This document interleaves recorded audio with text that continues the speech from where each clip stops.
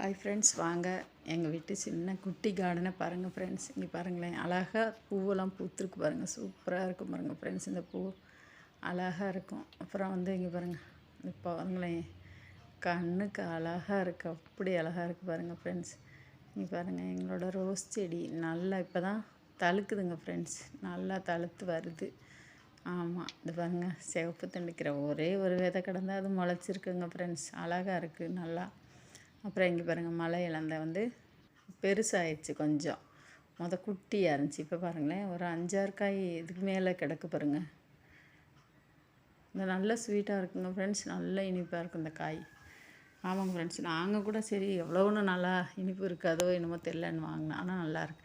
இது பாருங்கள், மிளகா விதை, அப்புறம் தக்காளி விதை. இது சீனி துளசிங்க ஃப்ரெண்ட்ஸ். இங்கே பாருங்களேன், இந்த சீனி துளசி எவ்வளோ ஸ்வீட்டாக இருக்கும், நல்லாயிருக்கும். இங்கே பாருங்கள், சிறுகீரை போட்டு வச்சுருந்தேன். அப்போ தான் சின்னதாக இருந்துச்சு. இப்போ நல்லா பெருசாக கொஞ்சம் நல்லா எல்லா சைடும் நல்லாயிருக்கு பாருங்கள் ஃப்ரெண்ட்ஸ்.